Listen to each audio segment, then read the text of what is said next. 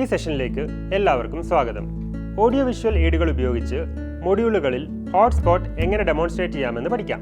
ഈ സെഷൻ കഴിയുമ്പോഴേക്കും നിങ്ങൾ താഴെ പറയുന്നവ പഠിച്ചിട്ടുണ്ടാകും. അറേയുടെ തെർമൽ ഇമേജ് ഉപയോഗിച്ച് ഇൻസ്റ്റാൾഡ് കപ്പാസിറ്റിയിലും വളരെ കുറവ് ഔട്ട്പുട്ട് റിപ്പോർട്ട് ചെയ്തിട്ടുള്ള സോളാർ പ്ലാന്റ് എങ്ങനെ ട്രബിൾ ഷൂട്ട് ചെയ്യാമെന്ന് നിങ്ങൾ പഠിക്കും. തകരാറുള്ള സോളാർ പ്ലാന്റിന്റെ തെർമൽ ഇമേജിൽ നിന്നുള്ള കണ്ടെത്തലുകൾ ഉപയോഗിച്ച് പരിഹാര നടപടികൾ സ്വീകരിക്കാനും പഠിക്കും. Tools and equipments required: thermal camera, laptop അല്ലെങ്കിൽ ഡെസ്ക്ടോപ്പ്, കൂടാതെ ഒരു വലിയ സോളാർ ഫോട്ടോവോൾട്ടിക് പ്ലാന്റ് നമ്മൾ വിസിറ്റ് ചെയ്യുക. Digital thermal camera. ഒരു ഡിജിറ്റൽ തെർമൽ ക്യാമറ എന്ന് പറയുന്നത് ഇൻഫ്രാറെഡ് റേഡിയേഷൻ ഉപയോഗിച്ച് ഇമേജ് ക്രിയേറ്റ് ചെയ്യുന്ന ഒരു ഡിവൈസാണ്. ഇത് വിസിബിൾ ലൈറ്റിൽ നിന്ന് ഇമേജ് ഫോം ചെയ്യുന്ന ഒരു നോർമൽ ക്യാമറയോട് സിമിലർ ആണ്. ഒരു വിസിബിൾ ലൈറ്റ് ക്യാമറയുടെ നോർമൽ റേഞ്ചായ 400 to 700 നാനോമീറ്ററിൽ നിന്ന് ഇൻഫ്രാറെഡ് ക്യാമറകൾ വളരെ വ്യത്യസ്തമായിരിക്കും. കാരണം അതിൻ്റെ വേവ് ലെങ്ത്സ് 1000 നാനോമീറ്റർ മുതൽ 14,000 നാനോമീറ്റർ വരെ ആയിരിക്കും ഉണ്ടാവുന്നത്. ഡേറ്റ ക്യാപ്ചർ ചെയ്യുന്നതിൻ്റെയും അനലൈസ് ചെയ്യുന്നതിൻ്റെയും പ്രാക്ടീസിനെയാണ് തെർമോഗ്രഫി എന്ന് പറയുന്നത്. തെർമോഗ്രഫി ടെക്നിക് ഉപയോഗിച്ചാണ് നമ്മൾ ഹോട്ട്സ്പോട്ട്സ് മെഷർ ചെയ്യുന്നത്. അത് ലോക്കിനെ ബേസ് ചെയ്തായിരിക്കും, കൂടാതെ ടൈം റിസോൾവ് ടെക്നിക്സിനെ ബേസ് ചെയ്തായിരിക്കും. ഈ ടെക്നിക് ഉപയോഗിച്ച് നമുക്ക് ഹോട്ട്സ്പോട്ട്സിനെ കൺക്ലൂസീവായി ഐഡൻറ്റിഫൈ ചെയ്യാൻ സാധിക്കും. അത് ഫീൽഡ് ഇൻസ്റ്റലേഷൻ്റെ മുൻപോ ശേഷമോ ചെയ്യാം. ആംബിയൻ ലൈറ്റിലായിരിക്കും ഈ ടെക്നിക്ക് വർക്ക് ചെയ്യുന്നത്. ഇത് ഡിഫക്റ്റ് മൂലമുള്ള ലോക്കൽ ഹീറ്റിംഗ് നേരിട്ട് മെഷർ ചെയ്യും. അതിനുശേഷം തെർമൽ ക്യാമറയുടെ പെർഫോമൻസ് വെരിഫൈ ചെയ്യുക. ഡിജിറ്റൽ തെർമൽ ഇമേജർ അല്ലെങ്കിൽ ക്യാമറയുടെ യൂട്ടിലിറ്റിയെ പറ്റി നന്നായി തന്നെ പഠിക്കുക.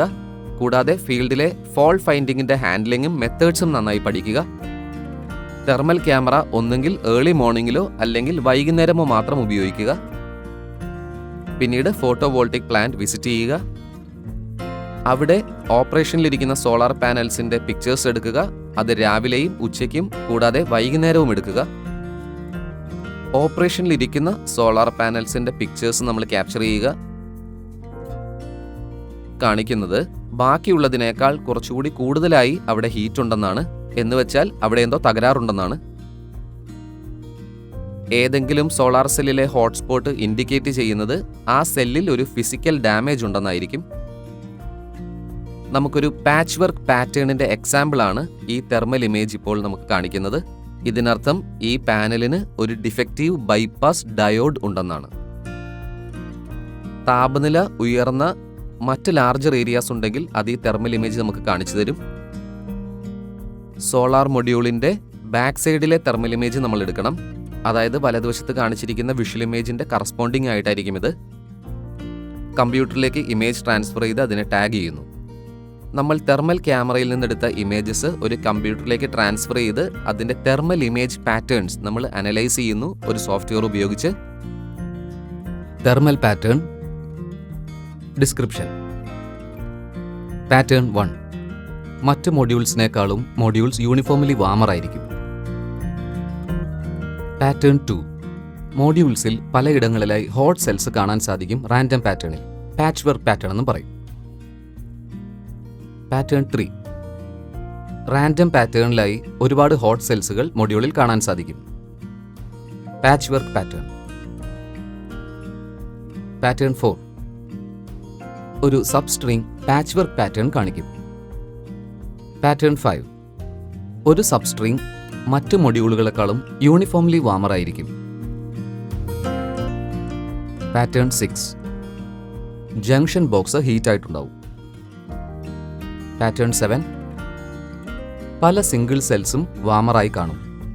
മൊഡ്യൂളിൻ്റെ ഏറ്റവും താഴെയുള്ള ഭാഗം മിഡിൽ ഭാഗത്തെയും മുകളിലെ ഭാഗത്തെയും അപേക്ഷിച്ച് കൂടുതൽ ചൂടുണ്ടാവും. Pattern 8. Single solar cell warmer, എന്നാൽ അതിനെ ചുറ്റിയിരിക്കുന്ന മറ്റ് സെൽസിന് നോർമൽ ടെമ്പറേച്ചർ ആയിരിക്കും. പാറ്റേൺ 9. സെല്ലിൻ്റെ ഒരു ഭാഗം വാമർ ആയിരിക്കും. പാറ്റേൺ 10. വാമർ ഇന്റർ കണക്ഷൻസ് ഉണ്ടാവും.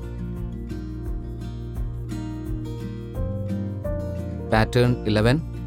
റാൻഡം ഫാഷനിൽ പോയിന്റഡ് ഹീറ്റിംഗ് ഉണ്ടാവും മൊഡ്യൂളിൻ്റെ എല്ലാ ഭാഗത്തും. ഡിഫക്റ്റീവ് മൊഡ്യൂൾസ് നമ്മൾ അനലൈസ് ചെയ്ത് കാരണങ്ങൾ നമ്മൾ ടാബുലേറ്റ് ചെയ്യുക.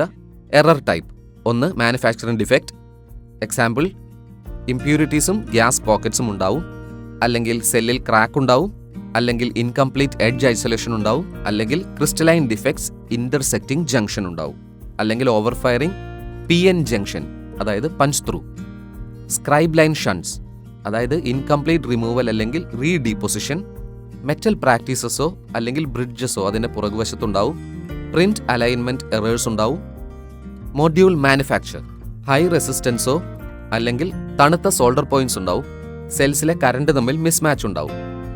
തെർമൽ ഇമേജിൽ നമുക്ക് ഇങ്ങനെ കാണാൻ സാധിക്കും: ഹോട്ട്സ്പോട്ട് അല്ലെങ്കിൽ കോൾഡ് സ്പോട്ട്.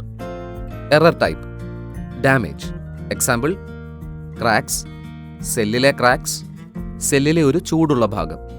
തെർമൽ ഇമേജിൽ ഇങ്ങനെ കാണാൻ സാധിക്കും: cell heating, form mainly elongated.